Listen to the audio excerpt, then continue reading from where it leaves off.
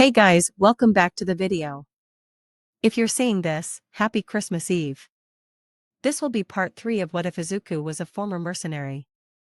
Chapter 5 and 6. Enjoy. It was dark when Shoko's limousine finally passed through the final gate on the road leading to the Todoroki estate. She watched with silent eyes as the sprawling manor came into view, all wooden towers and paneled walls, resembling nothing so much as a traditional Japanese castle scaled up to 11. The Todoroki manor was an oddity due to that. Most nobles preferred a more European look in their dress as well as their architecture, which had always rather amused Shoko. There was quite a lot that was telling about that preference, about what the nobles really were beneath the glamour, but she put the thought aside for the moment. It wouldn't do to keep her father waiting, after all.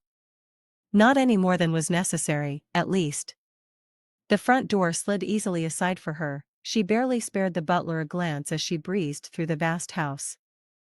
There were countless empty, creaking hallways she moved past without a second thought. This was her home, though it had never been a pleasant one, swallowing her up in its vast coldness. Why had it been built so huge? Her father had had 4 children, which was almost an unheard of number for a noble. The amount of space in the manor could have held 10 times that. What was the point of it all, of the ballrooms, feasting halls, guest rooms, and countless esoteric rooms Shoko could only guess at? It was one of the few things she could say that she truly did not understand about her father. At last, Shoko arrived at her destination, her father's study. A short, sharp knock at the door informed him of her arrival, and an equally curt "enter" came from the other side of the fine wood. When Shoko did so, she found Lord Enji Todoroki standing at the window, watching the stars. Even as a dark silhouette, he was an overpowering presence, a huge man, tall and broad, with strong features and a stiff, upright posture that hinted at his origins as a military man. He wasn't wearing the fiery beard he wore in public appearances, which were becoming more rare now, as he left more and more of House Todoroki's public-facing business in Shoko's capable hands. Still, this was no old man in the twilight of his life. Enji was still strong, still vital, still the force of nature Shoko had grown up half terrified of, half awed by. In the cold night, backlit by the stars, it was easy to understand why Enji Todoroki was not a normal member of the nobility. He was not the lord of House Todoroki, he was its founder. 30 years earlier, a warlord in the fractured remnants of what had once been China had turned his gaze eastwards, searching for easier prey in Japan. The war that had ensued was the most violent in a generation. Tens of thousands had died as cities burned and the seas choked with fire. Many nobles, and their house guards, had bolstered Japan's self-defense forces. Yagi Toshinori had personally flattened an invading armada, much as the kamikaze once had to the Mongols a millennia earlier, in a time when a single man could not wield godlike power. This proved to be the event that had cemented the nobility into the social fabric of the nation, the moment when they went from mistrusted parasites to something more entrenched, more accepted. And for all that, for all the power at the fingertips of a few, when the warlord lay slain on the deck of his own burning flagship, it was not Yagi Toshinori who had killed him, nor any of the other lords of the great houses. It had been a young military commander named Enji Todoroki. For his heroism in the final battle of the war, and for the slaying of the warlord himself in single combat, Enji had been awarded a lordship, and all spoils of the warlord's sizable treasury to boot. Overnight, House Todoroki became one of the wealthiest, most respected houses in Japan. But that had not been enough for Enji. No, driven by his own ambition and, it was said, by a burning rivalry with Yagi Toshinori, the only man in Japan now wealthier than he, Enji had continued cultivating power, building alliances. He'd soon proven to be more ruthless and aggressive in pursuit of these things than any other noble. His house was rich, but new, which was certain to invite opposition. To rectify this, and to begin the time-honored noble tradition of pseudo-eugenic quirk marriages, he had married the eldest daughter of House Himura, an old and storied family of ice quirk users who were nearly destitute from years of fiscal mismanagement. With his prestigious new wife in his possession, Enji fathered child after child on her, unnerving even the staunchest quirk marriage supporters with his single-minded drive for perfection, even at the expense of his wife's failing health. Ray had broken, eventually, under the strain of it all, but not before Enji got what he wanted. One day, those cold blue eyes had stared down into the mismatched pair of a baby girl, and seen a cold, deadly fire that exceeded even his own in them. He had been right. Here, now, 24 years later, in the dark of night, the skin around one of those eyes melted and pitted from boiling water. Shoko Todoroki's eyes still burned. She wondered, sometimes, if she hated her father. It was a stupid question. As far as she was concerned, hate was a spurious emotion, an unnecessary distraction. It got in the way. As much as Enji's coldness had shaped Shoko's childhood, she also knew he was the most ruthless and effective of all the lords in Japan, a man whose political skill was matched only by his military mind. For his part, Enji had not been a bad father. He hadn't been a good one, either, of course, but then, in Shoko's estimation, there were few truly bad people in the world, just as there were few truly good ones. Most people were something in between. Enji was no different. But it was all beside the point. Shoko was not in the business of wondering about what-ifs, or unraveling the tangled knot of emotions that curdled in her chest each time she looked at her father's face. She was in the business of power. Building it, using it, and above all, keeping it. And for that, Shoko could not have asked for a better role model, or a better teacher, than Enji Todoroki. That was their relationship in a nutshell, no love lost, not any particular affection. But Shoko respected her father, and Enji, in turn, respected her for what she had achieved, the reputation she had built from the time she was just 13. She was his heir on merit, and if there was one thing Enji Todoroki rewarded, it was merit. Shoko, Enji said, not warmly, but with what passed for welcome in his voice. How are you feeling? Shoko shrugged. Well enough, she said coolly. She did not take a seat, or move from her position near the door. She was the very picture of grace, still in her gown, glimmering in the dim light. Enji nodded gently. How was the ball? He asked.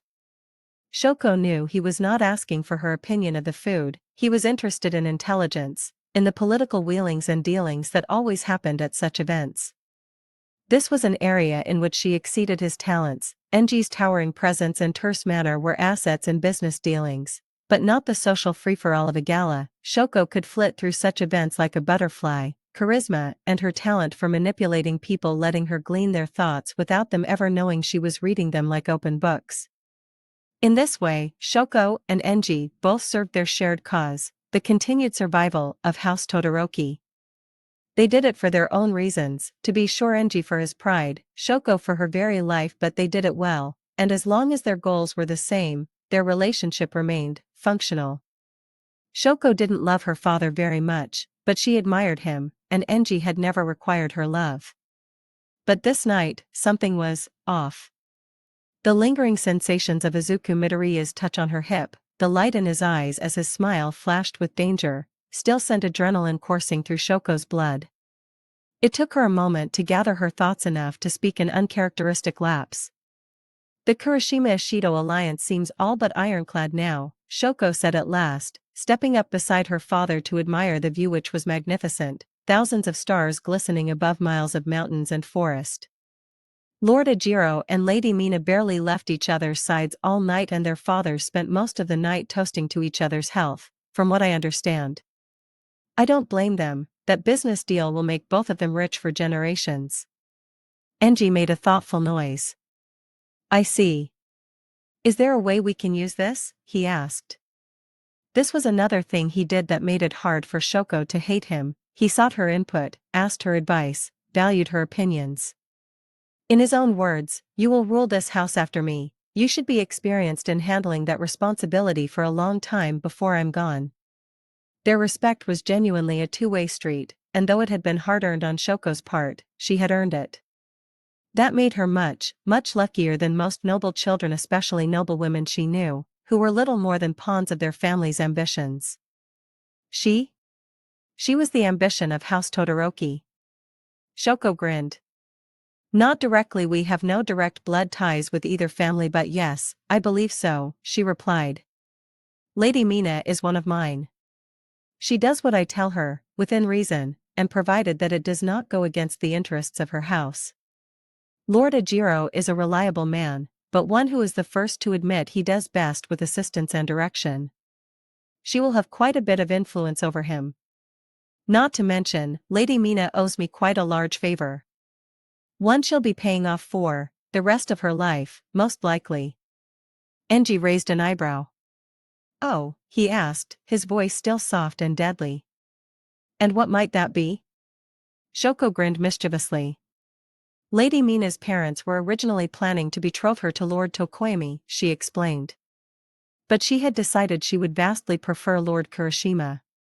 At her request, I agreed to apply my own efforts to swaying things, in exchange for a suitable price. Which is how she has come to be one of mine. Shoko left out the exact details of how she had secured Mina Ishido's fealty by breaking that betrothal and convincing Lord Ishido to consider Ejiro Kurashima as his new son-in-law instead. It hadn't been a particularly difficult job, all things considered, a little rumor spreading here, a bit of applied slander there, one or two pieces of surgically precise blackmail to tie it all together. It had been simple. And now the fates of the houses of Ishido and Kurashima were bound together for a generation, and both, in turn, would obey the wishes of House Todoroki. Not bad, for a week's work. Anything else? Enji asked after a moment. Shoko opened her mouth to respond, then hesitated. Why? Why was she second-guessing herself?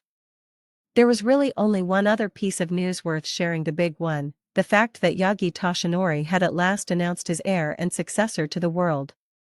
And yet, she hesitated all the same. Something about Izuku Midoriya made her want to keep him private.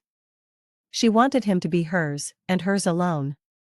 Enji sighed, having apparently waited long enough. Well done, Shoko, he said. As always, she fought off the pride in her chest at his praise. She was not a dog, to be satisfied with attention and treats when she did a trick. That does bring up another issue, though, that of your own marriage. Shoko's eyes slowly narrowed, her smile fading. Cautiously, she said, remember our deal, father? I decide who I marry. That deal had been struck a long time ago. Shoko had used every bit of leverage she had, small as it was, had demanded it day after day until Enji had at last agreed. After what she'd seen happen to her mother, even what had happened with Fuyumi, though that at least had a happier ending, Shoko was not going to be sold off like a piece of meat. She got to choose. Not Enji. Her father looked at her with even, cold eyes. Of course, Enji said reasonably. I have no intention of breaking the deal, Shoko. You have proven to have good judgment and a reasonable mind. You are entirely capable of choosing a husband. But I still feel I should remind you you're running out of eligible partners. Shoko's gaze darkened. Just because it was true didn't mean she appreciated the pressure evident in Enji's voice. I am aware, she replied, hating how weak her response was. But I am still considering my options. Enji frowned. Perhaps you should consider them faster, he reminded her. With the rumors of the betrothal of Lord Kaminari's heir to Lady Ibara, you're running low on men, daughter. Shoko said nothing, she merely nodded her head, though her eyes still burned as she stared at Enji's shoes. It was funny, so many women she knew came off like damsels in fairy tales, hoping for some dashing man to come in and sweep them off their feet, to save them from having to marry a man they didn't love. Shoko, one of the few of them with the power to choose for herself, had no such daydreams. She was practical mostly in her considerations, and she held no illusions that she would be able to stay single forever. But then, she didn't want to. Shoko had no desire to be an old maid, she did genuinely intend to marry, and did want children. Well, about the only requirement she'd ever had for her husband other than that he would never do to her what Enji had done to her mother was that he would be interesting enough to hold her attention. A shame no man had ever managed to clear that bar. Until now, of course. I will take your advice into consideration, she said dryly as she raised her head again. For a moment, their eyes met, three blue, one gray. Enji was as implacable as ever. Shoko's face was schooled into a nearly identical expression, both of them tightly controlling the fire behind their gazes. At last, Enji sighed. That is all I ask, he told her as he turned away from the large window, striding towards his mahogany desk. Now, it's late. You should get some sleep. Shoko almost did just that. But then, her determination to never leave a conversation with her father at a disadvantage loosened her lips. It was simply too tempting to speak, in the end. Oh. There was one other thing, she said, forcing the smile that came to her lips to twist into something playful and amused. Lord Yagi has finally announced his successor. That made Enji whip around to face her. He hated Toshinori Yagi, the only man in Japan more powerful than he was. Yagi's lack of an heir had been one of the few things Enji had always been able to lord over him, and now, it seemed, he no longer could. You should have led with that, Shoko, he growled. Shoko grinned, quite enjoying the rare opportunity to mess with her father. It slipped my mind, she said sweetly. That was a lie, of course, there was no way Shoko would forget Izuku Midoriya. Not now, not ever. Enji closed his fist, sparks flickering inside it. Tell me about his successor, he demanded. Surely you saw them. Shoko nodded. His name is Izuku Midoriya, she replied. He caused quite the stir today, I'll tell you that much. Strolled into the main hall of the Kurashima estate without a care in the world. Enji raised an eyebrow thoughtfully. His quirk, he asked curtly. That was truly what he cared about, in the end, power in all its forms, but most of all quirks. Shoko shrugged. Not sure, she admitted. But he is very muscular, it could well be his father's super strength. Speaking of which, it's unclear whether he is Lord Yagi's biological son or not. As he only appeared today, I haven't had a chance to learn much about him or where he came from other than that, apparently, he spent a few years working as a mercenary. Enji's eyes narrowed at that. He was former military, his views on the thriving mercenary economy in many parts of the world, based on individuals with powerful quirks and, often, little actual training were, not favorable. Learn everything you can about him, he ordered at last. If he's shown his face now, then he and Lord Yagi are planning something. And if Yagi is on the move, we need to be careful. Shoko nodded. Understood, father, she said casually. I suppose it can't hurt to mention that I invited him to dine with me at the Ida's feast later this week, then. Once more, Enji fixed her with a cold, deadly look. Once more, Shoko fought back a grin. In a mild, even-keeled voice, Enji said, You didn't tell me you talked to him. Shoko chuckled.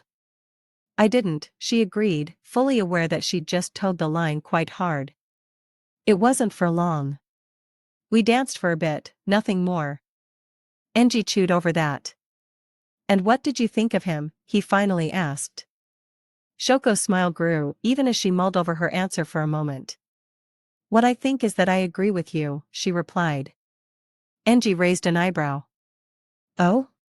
Relishing Enji's anticipation, Shoko stretched out the silence as long as she could before finally saying, We should be careful, particularly when assuming anything about Izuku Midoriya. Mercenary or not, I can tell you this, he is not a man to be trifled with. Enji seemed surprised by that, but Shoko decided it wasn't her problem. She was tired and she had dinner plans to make.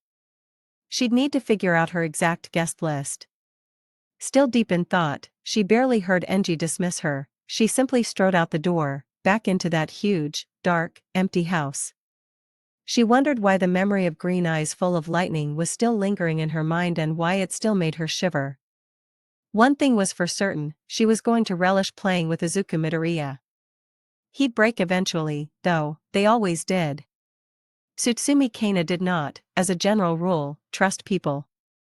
It was a hard-earned lesson, that, she'd learned it well as a child trainee for the house guard of a powerful noble family, learned it well in the battles against invading warlords and house skirmishes, learned it well when she was forced to flee into exile in America. But most of all, she'd learned it as a mercenary, where employment was always temporary, money was the only guiding star, and today's friend could well be tomorrow's enemy. Some mercenaries formed teams, watched each other's backs, carved out little pockets of trust in the sea of betrayal. Kana did not. She worked alone, more of an assassin than a mercenary, though the line distinguishing one from the other had always been blurry. In the eternal state of low-level, smoldering conflict most of North America existed in nowadays. She'd been damn good at her job, too. Any mercenary who was still alive after so many years of being shot at was a living legend in one way or another. And now, here she was. On another job, in an abandoned, dingy warehouse, cleaning out the right arm rifle that sprang from her body like a twisted metallic artwork, flesh and metal flowing together like a delirious painting. This job, though, was different. For one thing, she wasn't in America anymore, she was back home, the first time she'd stepped foot in Japan in over a decade.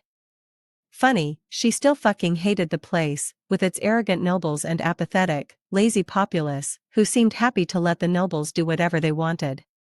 And yet, well, she'd missed it. For another, the payment she had been promised was very different. There was no money, she had plenty of that, nowadays. No, her reward was something much more valuable. And finally, this time, she wasn't working alone. Finally completing her maintenance, Kana rose off the pile of crates she'd been sitting atop with cat-like grace, eyes locked on the figure who was facing away from her, a curling spiral of smoke rising from the cigar in his mouth. He was seated on a crate, his body language resembling nothing so much as a resting predator. Every motion was deliberate, even his rest, his body tense and coiled like a spring. All done, Kana called out, her voice brusque and businesslike. When the hell are the others you mentioned getting here? The boss chuckled. That's not very nice, Lady Nagant, he said, amused. He did that a lot, called her by the title they'd whispered in Mercy's bar, the one you were rarely allowed to choose for yourself, the one that marked you as a legend. She supposed it was only fair after all, he had won, too. We're supposed to be a team, here. Kana rolled her eyes. Look, you get what you paid for, she said. You wanted the best mercenaries in the business, not the most polite. The boss snorted. That I did, he agreed, exhaling smoke as he removed his cigar for a moment. But seriously, cool your jets, all right? There's no need to rush this. Kana scowled. Easy for you to say, she replied. You know, you haven't even told me what the job is? And you took it anyway, didn't ya? The retort came.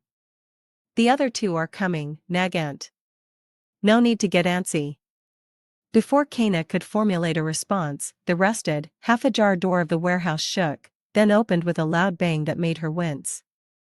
Two figures stepped through. One was massive, with hulking arms and shoulders, red hair streaming back from behind a black mask. He wore his signature gloves, their leather straps running down his fists and crisscrossing his forearms, his knuckles studded with metal. The other figure was significantly shorter, though the long white ears jutting up from her head made her seem taller than she was. She was no less muscular than the man, with pale white scars visible up and down dark, inhumanly powerful legs. She had white hair and red eyes that were full of manic, destructive light, a look matched by her brutal grin. Kana knew them both, by reputation and from personal experience. Kendo Rappa and Rumi Usajiyama, living legends, both. Rumi had been known by Maruko at Mercy's. Rappa had refused all attempts to give him a nickname, claiming that he viewed it as trying to hide, and therefore cowardly. They'd been enemies at times, allies at others, but never friends. Those were rare, among mercenaries.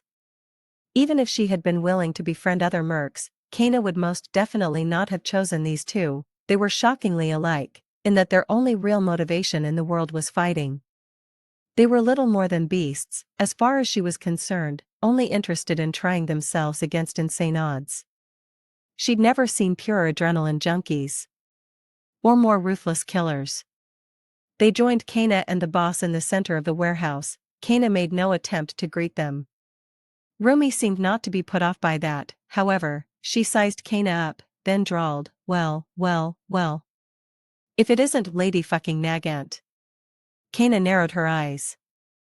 Miruko, she said evenly, trying not to let her disdain seep through before turning to the other newcomer. Rappa.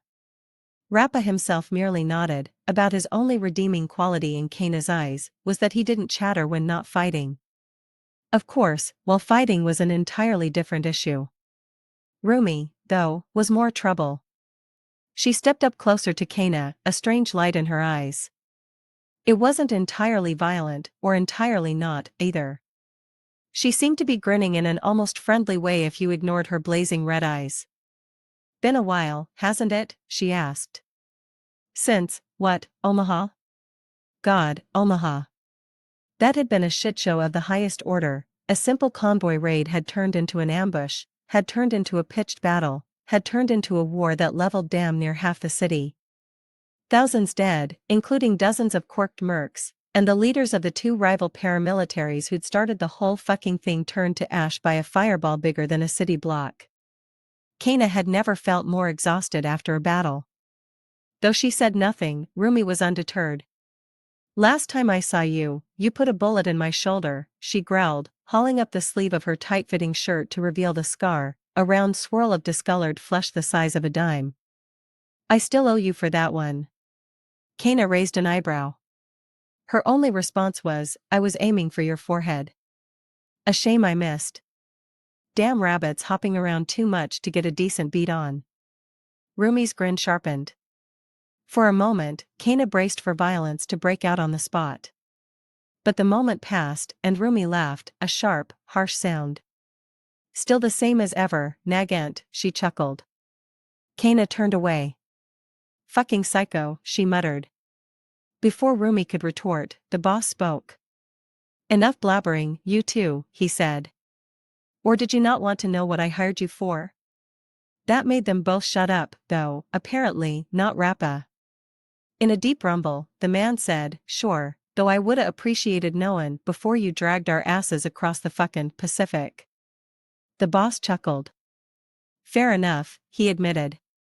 Sorry for keeping you guys in the dark, but I needed the best, and I needed them here. Kana spoke before he could continue. Seriously though, why all this cloak and dagger bullshit, she demanded. The only reason I agreed to come at all is because everyone knows you don't play stupid games. The boss sighed. You're right, I don't, he said. So, I figure it's time to let you all in on the plan, yeah? The three of them nodded. They were loners, all of them, but when the options were work together or die, all three of them had and would gladly take option one. They weren't strangers to it. The boss smiled. It didn't look like a pleasant experience, the staples in his cheeks, holding burned skin to pale flesh, strained as he bared his teeth. Nobody knew for sure how he'd gotten those horrific wounds. They were another part of his legend, this man who had been the second most feared mercenary to ever sit down in Mercy's bar. Dobby let out a deceptively casual puff of smoke as he removed his cigar from his mouth.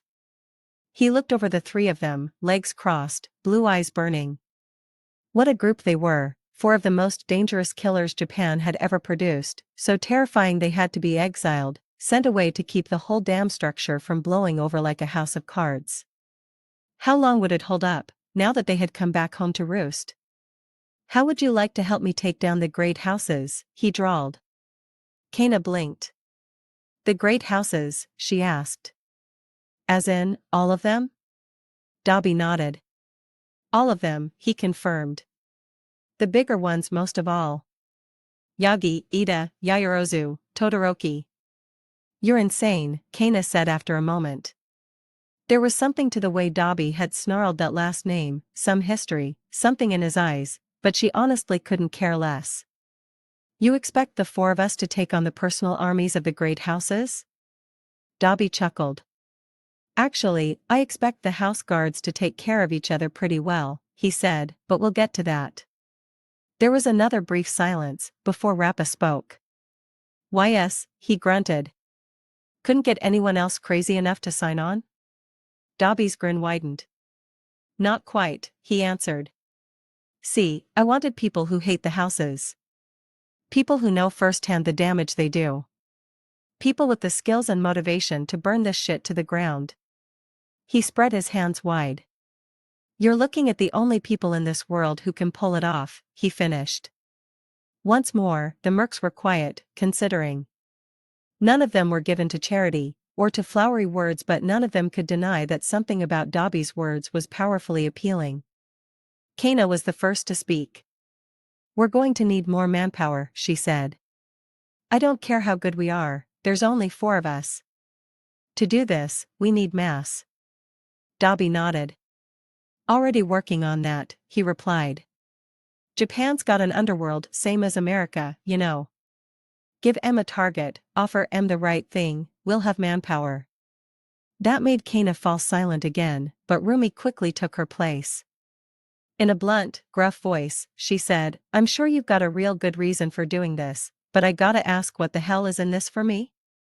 Kana understood the sentiment, but said nothing. She already knew what was in this for her. Dabi had offered it to her before she'd ever agreed to even come hear him out. She'd long since made her decision, she was in. No price was too great for getting to come home at last. Dabi, though, just smiled, discolored skin stretching horrifically. He didn't offer money or jewels, he knew Rumi wanted or needed neither. She had a much simpler motivation, as did Rappa. Did none of you ever wonder, Dabi asked, his voice deceptively soft, where Titan came from? That made all 3 of them fix wide eyes on his face. Just as they knew each other, these mercs knew Titan. They feared Titan. The greatest of them all, the deadliest, most ruthless man to ever set foot in Mercy's bar. A man with no origin, who'd vanished as swiftly as he'd appeared, fading back into the haze of myth as easily as he'd emerged from it, not a month earlier. Nobody knew where he'd gone. Nobody wanted to know. Rumi raised an eyebrow, the deadly light in her eyes was back. He's here, she asked eagerly. I always wanted to take a crack at the bastard. Rappa was grinning now, too. Get in line, Mirko, he grunted. Now that's a man I could enjoy killing. Dabi chuckled, once again drawing in a puff of smoke. God, you 2 are fucking psychos, he chuckled. I knew I made the right choice. Kana crossed her arms. How do you know he's in the country, anyway, she demanded. What, did one of the great houses decide that a private army wasn't enough, they wanted a human superweapon walking around? I have my ways, Dabi replied, seeming far too smug for Kana's liking. And no, that's not quite what happened. Kana sighed. Whatever, she said. I don't care. All I want to know is, why did you bring him up? We're here for the great houses, aren't we? Not him? Dabi's smile widened until it nearly threatened to tear his stitches. Simple, he replied. He's in one of the great houses. If we want to do this, we'll have to kill him. And besides, he and I have a score to settle. Personally. Kana's eyes narrowed. Is that what this is all about? She asked. I'm not going to get myself killed for your revenge, Dabi. Dabi shrugged. Then leave, he said evenly. That's an option too, Lady Nagant. The door's right there. But if you take it, you don't get what I offered you. You willing to give up your chance to come home? Kana went quiet. She wasn't. She already knew that. She'd spent so damn long in America, she'd nearly forgotten what home was like. But she remembered. So many years spent killing for other people. Wasn't this mission finally a chance to at least kill for herself? Fuck it, she sighed. I'm in. Rumi grinned. Me too, she said. Taking out a private army, not to mention Titan? That sounds like the fight of a lifetime. Rappa nodded, a bloodthirsty smile splitting his face as well. You're the boss, he said agreeably. Just tell me who you want dead. At long last, Dabi rose to his feet, cigar burned down to a stub. It's a deal, then, he said. Take down the houses, financially, politically, and personally. Do what we do best, break shit, burn what we can't steal, and cause chaos. And when Titan comes for us. He dropped his cigar but to the concrete floor, and brought his heel down. The spark went out, ground to ash and nothingness, beneath Dabi's combat boot. When he stood tall again, he thought to himself, told you I'd come home one day, Dad. Let's see if you're ready for me this time. You, and dear little Shoko. But I suppose it's business before pleasure, like usual. Time to repay some old debts, Izuku Midoriya. 3 days later, Izuku arrived at the estate of House Ida. He was somewhat early, at least for the dinner Shoko had invited him to. However, he figured that he might as well use the time productively. Toshinori had been quite impressed with his eagerness to attend another event so soon after the last one, even if Izuku had had to omit some of the finer details. He didn't feel like trying to explain to his adopted father that he'd immediately disobeyed the one ironclad rule he'd been given, after all. Still, if Toshinori had guessed that something was up, he didn't show it. He'd happily encouraged Izuku to attend House Ida's party. And so, here he was, striding into the vast central hall, which was dotted with hundreds of small round tables, as well as a few larger, more ornate ones near the far end of the room. The walls were